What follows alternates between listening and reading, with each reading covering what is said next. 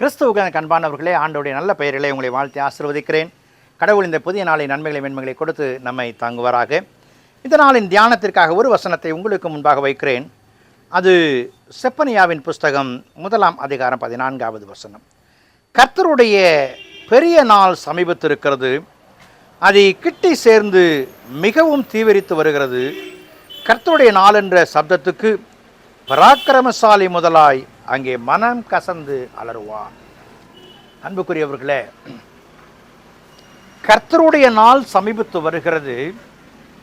கர்த்தருடைய நாள் வருகிறது என்று சொன்னால் பராக்கிரமசாலியும் கூட மனம் கசந்து அலறுவான். இன்றைய வாழ்க்கையில் ஒரு சைக்ளோன் வந்துவிட்டது என்று சொன்னால் தேசம் அலறுகிறது. அவர்கள் ஆரஞ்சு அலர்ட் கொடுக்கிறோம் என்று சொல்லுகிறார்கள், ரெட் அலர்ட் கொடுக்கிறோம் என்று சொல்லுகிறார்கள்.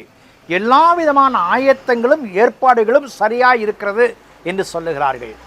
அவர்கள் மழை வரும், எந்த இடத்தை பாதிக்கும் என்று சொல்லி கணக்கிடும் பொழுது அது சொன்ன இடத்தை விட்டு வேறு இடத்துல வந்து விடுகிறது. இந்த முறை எல்லாரும் சமீபத்தில் வந்த சைக்ளோன் எஃபெக்ட் சென்னையை பாதிக்கும் என்று சொன்னார்கள். அது அங்கிட்டு இங்கிட்டு போயிட்டு கடலூரும் வேறு பக்கமும் சேலம் பக்கமாக மாறிடுச்சு. இது இங்கே கரையை கடக்கும் என்று சொன்னார்கள், அதை தீர்மானிக்க முடியவில்லை என்று சொல்லி பிறகு சொன்னார்கள். அப்படியான ஒரு சூழல், ஒரு எதிர்பாராத ஒரு சூழல் நிலை மாறும் பொழுது, கணிக்க முடியாத சூழலை கலங்கும் பொழுது அங்கே எல்லா மக்களுக்கும் பயம் வருகிறது. நாம் பயத்தை சொல்லவில்லை, பி ப்ரிப்பேர்டு. எந்த சூழலையும் எதிர்கொள்வதற்கான ஆயத்தங்களோடு கூட வாழுங்கள். இறைவனுடைய நாள் சமீபம் என்று சொன்னால் கலங்க வேண்டாம். என் ஆண்டவரோடு உறவு சரியா இருக்கும் என்று சொன்னால் இறைவனுடைய வருகையிலே சீர்கேடுகள் தான் சீர் செய்யப்படும்.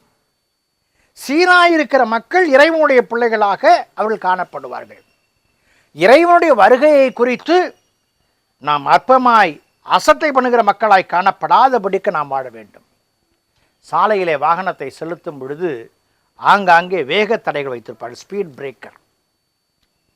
சில இடங்களில் சற்று மேடாக ஆக்கி கொண்டு போயிருப்பார்கள். சில இடங்களில் டிராக்டர் லாரி அந்த மாதிரி போகிறதுக்கான நிலைகளில் வைத்திருப்பார்கள். அதில் மற்ற சிறிய வாகனங்கள் செல்லும் பொழுது இது இவ்வளவு உயரமாக இருக்கிறது தடுமாறுவார்கள்.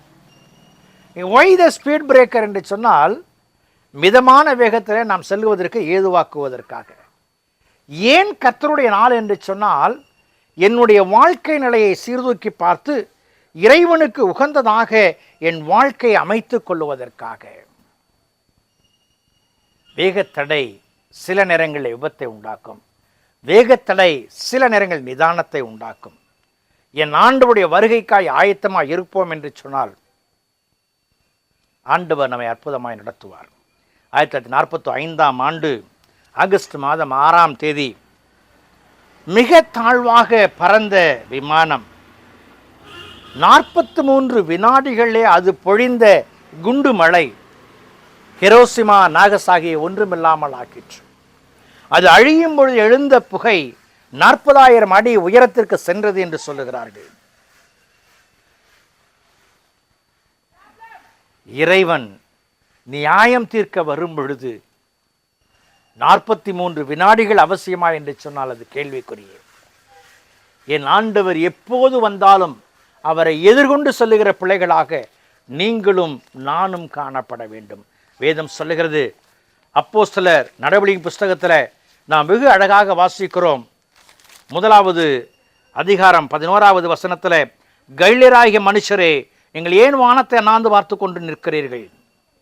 உங்களது வானத்துக்கு எடுத்துக்கொள்ளப்பட்ட இந்த இயேசுவானவர் எப்படி உங்கள் கண்களுக்கு முன்பாக வானத்துக்கு எழுந்தருளி போனாரோ அப்படியே மறுபடியும் வருவார்.